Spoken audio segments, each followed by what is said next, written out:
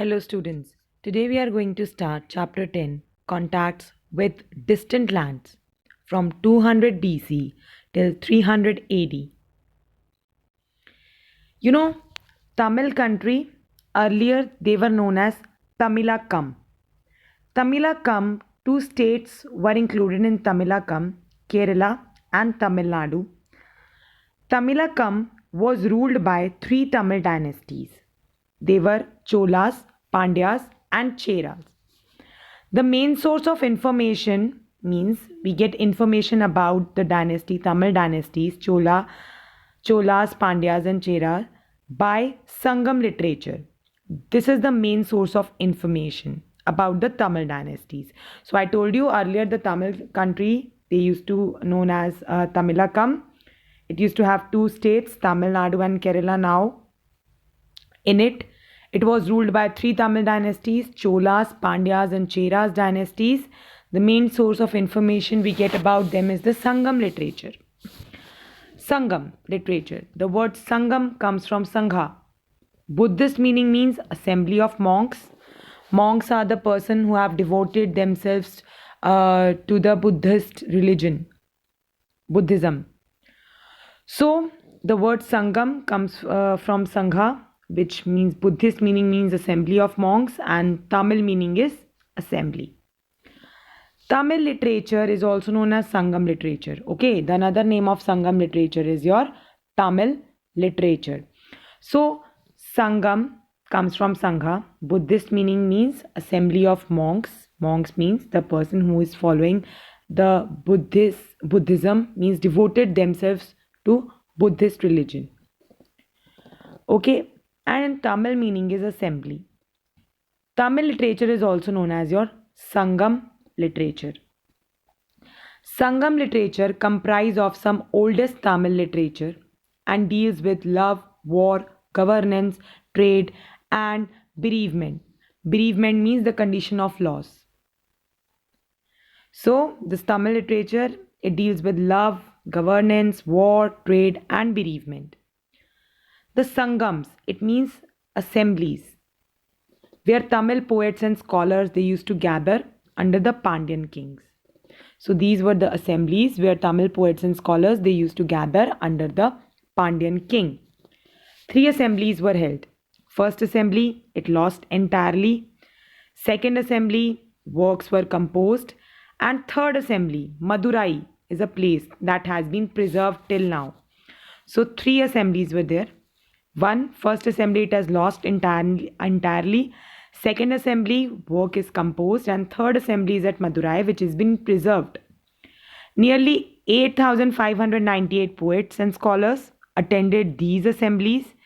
There is no definite evidence about the dates of these assemblies. Okay, no proper evidence is there about the dates of these assemblies. They believe that these assembly lasted for 120 to 150 years under several kings. Many kings came later on. They were also following this assembly term, means Tamil poets and scholars they used to gather there. Okay, so there is no definite evidence about the dates.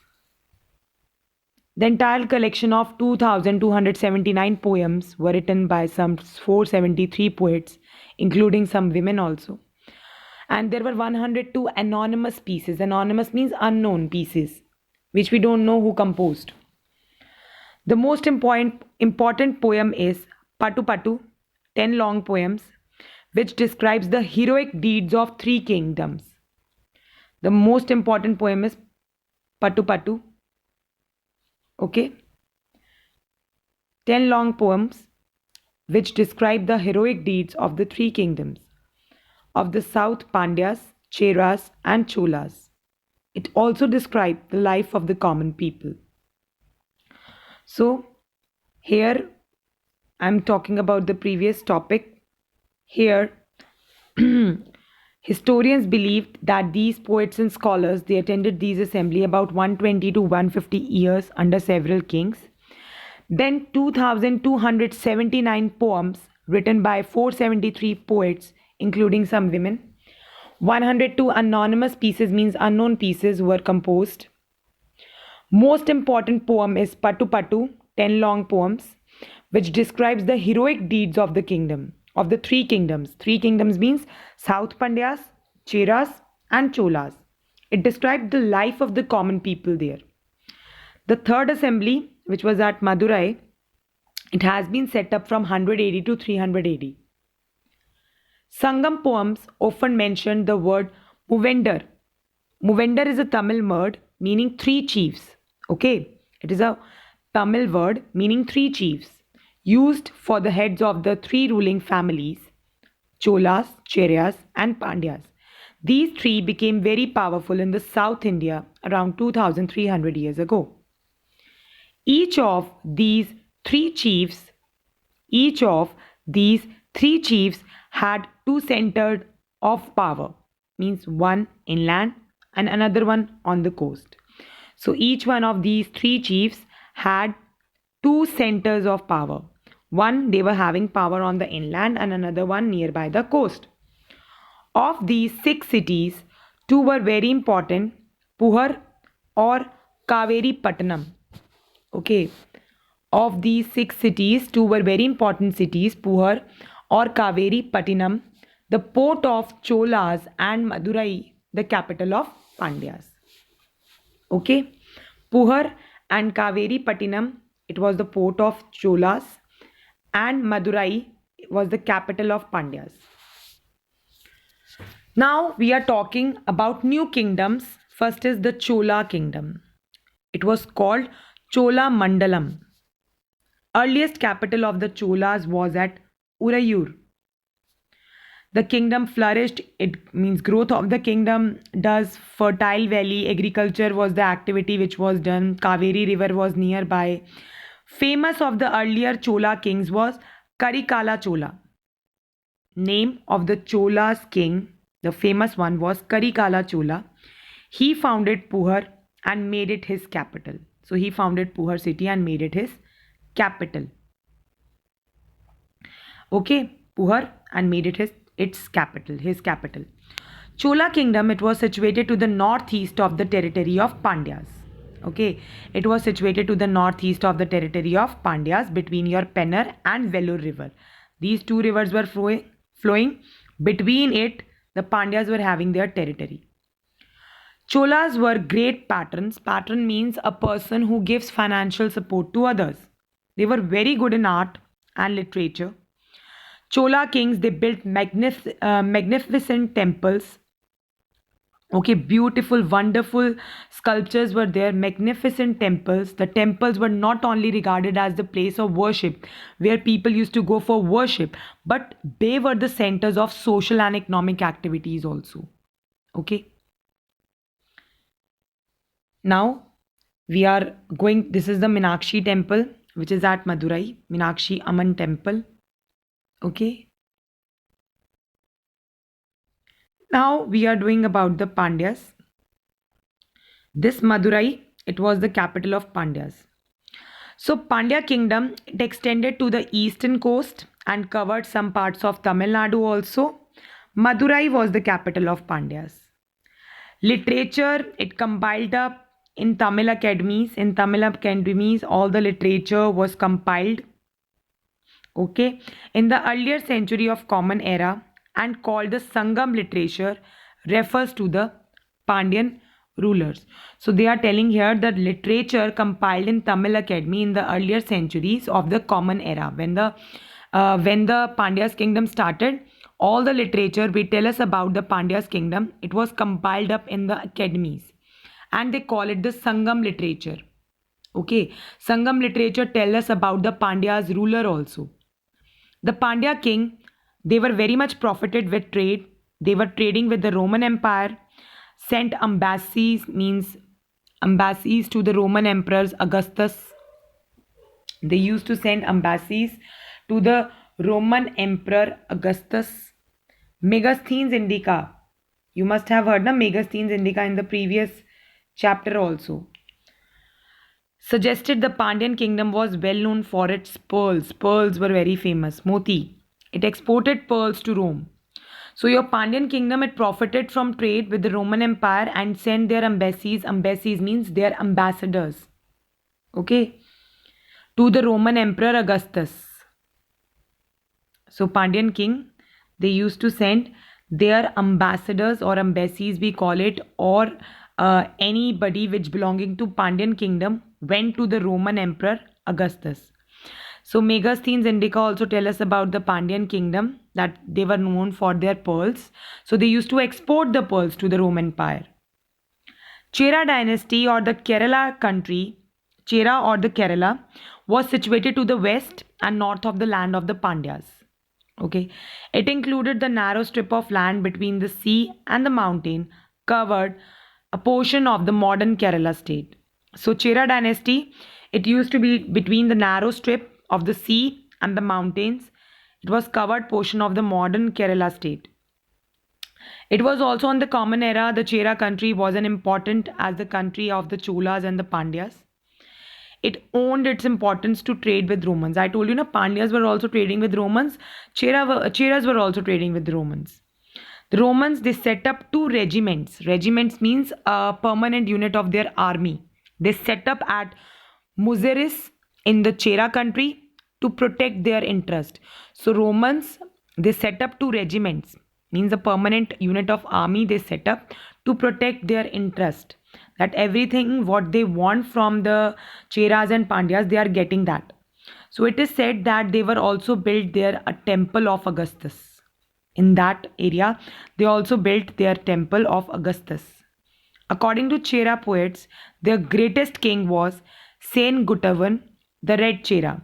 Okay, the greatest king of the Chera dynasty was Sen Gutavan, the Red Chera. He is also called the Red Chera. Administration in the southern kingdom, it is same. The king was the head, supreme, all the power was in king's hand. He was assisted by the council of ministers, means the other ministers, they were the advisors. They used to advise him. The priest was also there to his advise him. He was also advisor. They advised the king on very important matters. The king used to collect the revenue, means the tax from the farmers, merchants, craftsmen. Merchants means traders. And this tax, this revenue, was used to maintain the army, the infantry, the elephants, the cavalry, means the armed vehicle. Trade.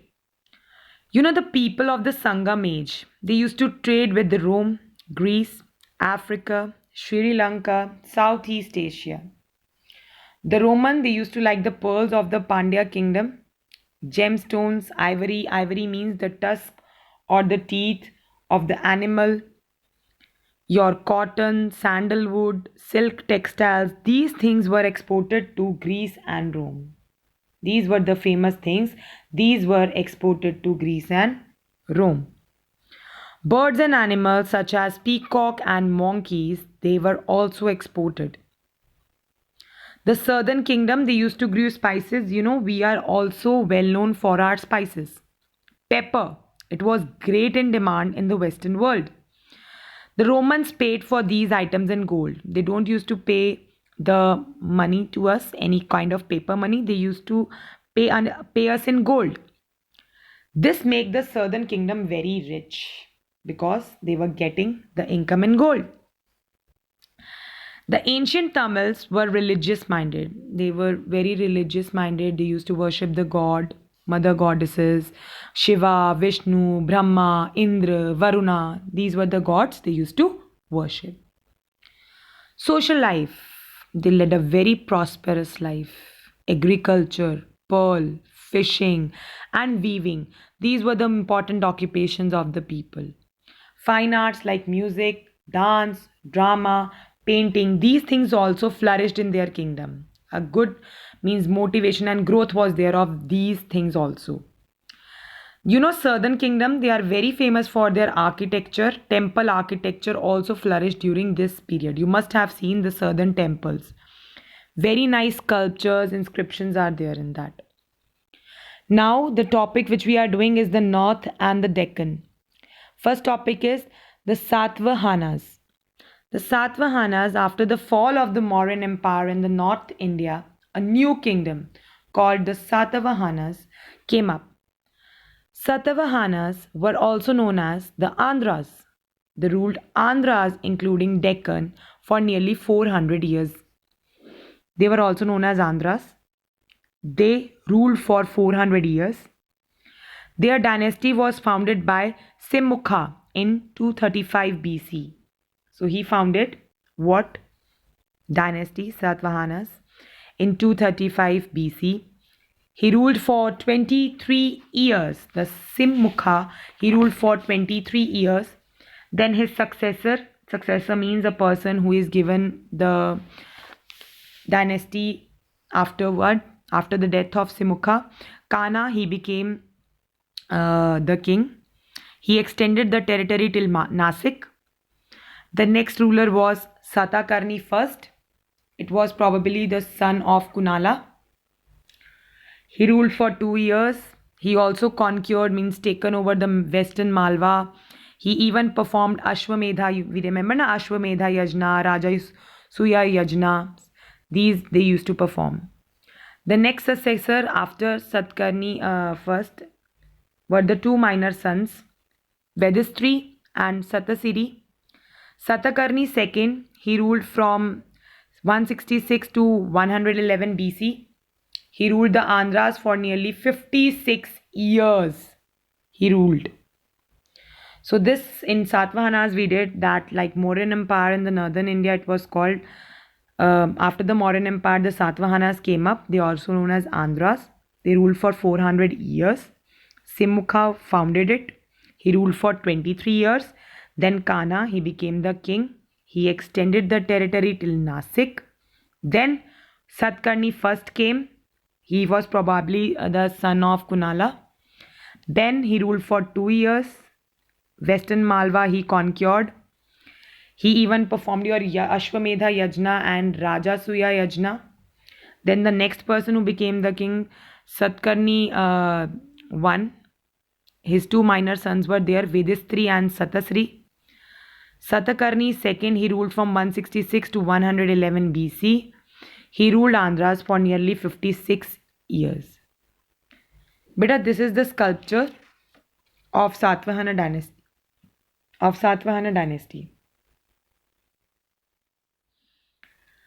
The most important ruler of the dynasty was Gautami Putra Sri Satakarni. Underline, Gautami Putra Sri Satakarni was the most important ruler. We know about him from an inscription. Inscription means engraved on the stone, composed on the mother Gautami Balashri. Okay, most important ruler was Gautami Putra Sri Satakarni. We know about him because an inscription is there by his mother Gautami Balashri. Satavahanas rulers were known as the lords of Dakshina Patha, means entirely south region. They ruled about 70 AD to 95 AD. They brought a large territory under their rule. Nahapani, they ruled out Nahapani, the Saka's chief. 18 years of his empire. Okay, he overthrew it. He was not only a warrior but also took an active participation in establishing peace in his empire. So, this Gautami Sri Satakarni, he means brought a large territory under his rule. Okay. He overthrew Nahapana, the Saka's chief. He was not only a good warrior, Satakarni, but he was also want to maintain peace in his empire. He want to bring change in the society. Purged it. Purged it means to get rid of all the evil things in the society. So upheld the interest of his subjects. Pulumai II, he succeeded Satakarni. He expanded the empire further to the south. So Pulumai II, he succeeded Satakarni and he expanded the empire to south. He succeeded by Sri Satakarni. Means after him, Pulumai II, he became the king and he expanded the kingdom to the south. Rudraman was his father-in-law. The last ruler of the dynasty was Yajna Satakarni. During his time, the Satavahanas regained some prosperity, but around the middle of the 3rd century, the dynasty came to an end. Okay. The Satvahana's empire broke up into many small kingdoms. So in this we have done Gautami Sri Satakarni. He was a very good ruler, very great ruler, because we know about him about the inscription from his mother Gautami Balashri.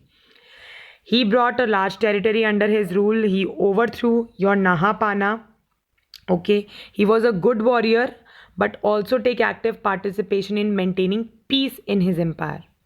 He want to bring change in the society by purging it out of evils. Purging it means to get rid of the evils of the society. He wants to uphold the interest of the subjects. So after Satakarni, Pulmai II came. He extended the kingdom till south. He was succeeded by Siri Satakarni. Okay, Rudraman was his father-in-law. So last ruler was Yajna Satakarni. He means during his time, the Satvahana, they regained some prosperity. In the middle of the 3rd century, this dynasty came to an end and the empire broken up into small kingdoms. Kushanas. Kushana's empire was established in 1st century BC. Various people living around Gandhara and Bactria were brought together under King Cadphises. Cadphises was the name of the king. So we are doing the Kushanas. Okay. So it empire established in the 1st century BC. Various peoples were living in Gandhara, Bactria. They were brought together under the king Cadphises. As the Chinese under Han dynasty, they began to lose their hold over the Central Asia. The Kushana's empire expanded eastward along the southern branch of the Silk Route. So see, when the Kushanas came in the 1st century BC, they were living around Gandharas and Bactria. They both were living, means brought under the king rule Cadphises. Chinese ruler king, means Han dynasty was there. They began to lose their control over Central dynasty. Han dynasty was losing their control over Central Asia. Then Kushana empire expanded their kingdom towards the south branch through Silk Route. At the same time, northwest India, they were also ruled by Kushanas. They taken over by Kushanas. The 3rd king of the dynasty was King Kanishka. He promoted Buddhism. During his time, empire ranked those of Rome, Persia and China.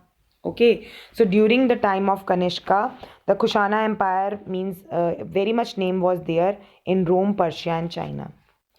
The empire was having financial success also through Silk Route trade. Through Silk Route they were trading. Trade also flourished. Okay, growth of the trade was there. Empire was also growing. Through Silk Route, culture was also exchanging between the different countries. So although it is not known when Buddhism came to China, it was stability provided by Kushana's empire that allowed a large number of Buddhist texts to travel eastward to China. They are telling here that we don't know when the Buddhism came into China, but there is a great hand of Kushanas in spreading the Buddhism. Okay, there were large number of Buddhist and Buddhist texts that traveled to the eastward to China. This is a headless statue of your Kanishka. He ruled from AD 78 to AD 144. He was greatest king of Kushana's dynasty. He ruled over northern part of Indian subcontinent, Afghanistan and the regions of North Kashmir in Central Asia. So he was greatest king of Kushana's dynasty. He ruled Afghanistan, northern part of Indian subcontinent, North Kashmir and Central Asia. He was gate patron of Buddhism. Okay, you know the meaning of patron. Patron means a person who gives support. He was supporting Buddhism. Year 78 marked the beginning of Saka era. Now the Saka era started in 78, year 78, AD 78. Kanishka might have started. He came to throne in 78 AD. Okay, he became king in 78 AD. He was a tolerant king. His coins show the honored the Zoroastrian, Greeks and Brahminic gods. So his coins were showing Zoroastrian means the Parsis Parsis god, the Greek gods, and the Brahmanic gods. During his time, contacts with Roman Empire increased, trade, commerce increased. Commerce means when buying and selling of goods are taking place on a large scale. One of the remarkable example of the fusion means mixture of your Eastern and Western culture, was Gandhara school of art, in which Greco-Roman classical style were seen in images of Buddhas. In Gandhara school of art, you can see the Greco-Roman classical style in the images of Buddhas, and second style was Mathura school of art. This style was influenced by Mahayana sect. They produced many images of Buddhas which were purely Indian in form. Statues, most famous statues of the Mathura school of art is the headless statue of Kanishka. I shown you the picture. Most famous one. It has an inscription, the great king, the king of kings, his majesty Kanishka. This inscription was there on the statue. Written in the Kharoshti script. In this language it was written. See, Buddha's picture in Gandhara school of arts, and this is Mathura school of arts example. Trade. India also imported something like Africa, ivory and gold from Ethiopia, copper, tin, gold from Rome. We used to import these things.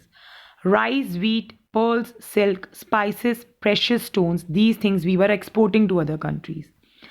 Taxila, Mathura, Ujjain. These were the main centers of the trade and commerce. Our trade increased, money also came from other countries. Coins were also made up of gold, silver, copper. They were used in trading. Very important, Silk Route. It came into prominence during this time. It came into importance during this time. It began in China, Central Asia, and ended in the Roman Empire. In China it began, Central Asia, then in Roman Empire it ended. It is called Silk Route because the main item which was traded, that was silk. The Chinese, they were first that used to make silk. The Chinese traders carried silk to the other part of the world through this Silk Route. Many rulers were there. They tried to control the Silk Route. It was through the Silk Route only that India came into contact with the other lands. Through Silk Route only we were trading with the other lands. In return for the protection they have got from their rulers, the traders gave them a part of their profit.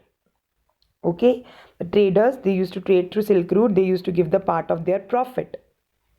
This was beneficial for both of them. The rich, glossy colors were there of silk, smooth texture, highly valuable fabric it was in most of the societies. Techniques of making silk was first invented in China because China only started this Silk Route. So techniques of making silk, it was first invented in China around 7,000 years ago. While the method remained closely guarded secret for thousands of years. How they were making silk, it was a secret for thousands of years. Some people from China, they were from distant lands, on foot, on horse, on camels. They carried the silk with them. The paths they followed, it became the Silk Route. See, the red one is the Silk Route. This. Okay, and the blue one is showing you the other routes. So I told you the Silk Route started from China, then to Central Asia, then to it led to the Roman Empire. Okay. Spread of Buddhism. Kanishka was great patron of Buddhism. Under him, a new form of Buddhism developed. This was known as Mahayana Buddhism. Under Kanishka, a new Buddhism developed, that was Mahayana Buddhism. New form of Buddhism developed. Mahayana sect, they used to worship the Buddha as a god. Mahayana Buddhism means they used to worship the Buddha as a god. They laid a lot of emphasis on religious rites and rituals, that we used to follow the religious rituals, the religious rites we should follow. They used to worship innumerable bodhisattvas. Innumerable means infinity in numbers. Bodhisattvas, they used to what? Worship. Buddhist scholars now begin writing in the Sanskrit. Okay, now your Buddhist scholars they began writing in your Sanskrit. The Hinayana sect followed a simple style of prayer and worship. Okay, it was a simple style of prayer and worship. Now, Kanishka, he was a great patron of Buddhism. A new form of Buddhism he developed, Mahayana Buddhism. In this, here we the people used to worship Buddha as a god. Lot of emphasis on religious rites and rituals. Innumerable bodhisattvas. Bodhisattvas means a person who is able to reach nirvana, means who is free from any kind of suffering, means the person who is enlightened, awakened mind. So Buddhist scholars, they now began the writing in Sanskrit. The Hinayana sect, they also followed a simple style of prayer and worship. They worship the Buddha but not as a god. They laid importance that we should follow religious rites and give more importance to renunciation. Okay, we should give more importance to renunciation. Renunciation means when no confusion is there in the mind. Okay, so Buddha ji, you know na, he re-announced himself. He gave up everything to get a true knowledge of life. So who are leading renunciation and pure life? They spoke in the Pali, the language of the common people. Mahayana Buddhism means it spread to Central Asia, China, Korea and Japan. Hinayana Buddhism, it became popular in Sri Lanka, Burma, Thailand, Indonesia. So Hinayana, they don't worship Buddha as a god. Okay, they gave less importance to your religious rites and gave more importance that you should have true knowledge of life and should lead a pure life. Okay, so it was followed in Sri Lanka, Burma, Thailand and Indonesia. This is your Buddhist coin. Earlier there were no statues of Buddhas. Okay, it was only a symbol. Peepal tree was symbol of Buddha, or his footsteps used to be. Statues of Buddhas were made in Mathura and Takshila. These are found. Many features belief in bodhisattvas, which became popular in Central Asia, China, Japan, Korea. Bodhisattvas were supposed to be the people who had attained enlightenment. I told you na, bodhisattvas are the people who have attained enlightenment. True knowledge of life they have attained. There is no confusion in their mind about anything. They used to spread and help other people to worship the Buddha. Okay. So bodhisattvas were supposed to be the people who have attained the enlightenment. They spread the Buddhism everywhere. They help other people and were worshipped by them in return. Okay. So people used to worship Buddha God also, and these bodhisattvas also who have gained enlightenment. In 2nd century BC, Kanishka, he convened the 4th Buddhist Council at Kashmir. He convened the 4th Buddhist Council at Kashmir. The council was attended by 500 monks and scholars. It was presided over a famous scholar, Vasumitra. It was headed by a famous scholar, Vasumitra. He convened this 4th Buddhist Council. He was the speaker. Other scholars also attended this council: Ashwaghosha, Nagarjuna, Taranath, Charak. Ashwaghosha was poet, philosopher, PHER, and a dramatist at the court of Kanishka. He wrote Buddha Charitra, a book. He wrote Buddha Charitra. The main objective of the conference was to settle various controversies that has arisen in the practice of Buddhism. Okay, that whatever Buddhism is all about, for that the 4th Buddhist Council was held, that to settle any controversy which have been arisen while following the Buddhism. The decision taken at the council were written on the copper plate. The decision which is taken by the council, it is written on the copper plates. These were preserved in a stupa. In a stupa, these were preserved, which were built solely, means independently for this purpose only. That whatever the controversies have been arisen, difficulties have been arisen in following the Buddhism, that have been resolved. A large number of monasteries, means a place of worshipping, vihara and stupas, these were built during this time. Huge donations were given for the maintenance of Buddhism, for state religion, Buddha statues. It was installed in many public places. Under the Guptas, Hinduism became dominant. Hinduism religion became very dominant under the Guptas period. This was partly due to the patronage of the Gupta's king and partly due to the spread of Buddhism into the Tibet, Mongolia, China, and Japan. So, at the time of your Gupta's period, Hinduism religion became so dominant. It was being followed. So this was partly due to the patronage of the Gupta's king. Patronage means Guptas were supporting the Hinduism. They were partly due to the spread of Buddhism because Buddhism was spread in Tibet, Mongolia, China, and Japan. The beginning of the Bhakti, new deities. Deities are the idols of the god. Okay. New deities in the Hindu pantheon. So, a new deities means idols of the god in the Hindu pantheon. Pantheon means a group of respected, famous, important persons that gained importance. These were Vishnu and Shiva. They gained importance as a gods and goddesses such as Durga. So, new deities of the Hindu pantheon means the important people, the respected people who we used to worship, that was Vishnu and Shiva, and the goddess Durga. These deities, means the idols, were worshipped through bhakti, intense devotion, and complete surrender to the god. They used to worship completely devoted to the god, completely surrendered to the god.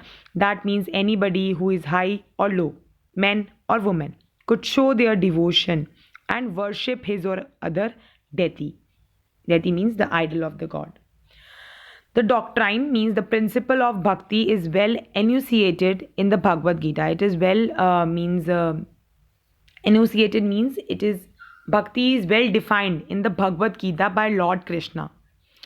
The founder of bhaktis were Sankara, Ramanuja, and Madhava.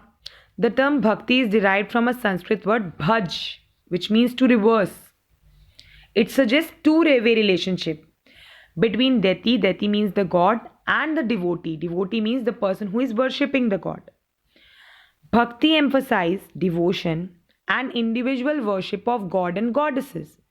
Instead of you are following any kind of ritual, any kind of sacrifice you are doing, okay, you should worship your god and goddesses. According to bhakti, a person with pure heart could connect with his or her deity, his or her god or idol. He can connect at a personal level if his heart is pure, his or her heart is pure. The deity could be in form of human being also. They used to worship the trees also, the lions also. As soon as Sankara, the idea gained acceptance, artists made beautiful images of these deities. Sankara was the person, he made a beautiful images of Shiva, Vishnu, Durga, goddesses. Earlier they used to worship the human beings, the trees, the lion. He was Sankara. There is a case study about Nalanda. Towards the east of Patna is a village called Baragaon, in the vicinity of which, or the ruins of the famous Nalanda University. Means it is the southeast of Patna village, Baragaon. There you will find the Nalanda place, and here the famous Nalanda University also there. It is ancient seat of learning. Okay, 5th century AD, 10,000 students, 2,000 teachers from all over the world lived and studies in this university. Famous university it is. The university flourished during your 15th and 12th century, 5th and 12th century. Nalanda was one of the places where Buddhism developed. The Buddhism rise, fall, means it have seen the fall and rise of many empires, Nalanda. So there is a great contribution of many emperors and many empires for the development of Nalanda University. Many monasteries, temples were built by them. King Harshvardhana gifted 28-meter high copper statue of Buddha, and Kumar Gupta established a college of fine arts there.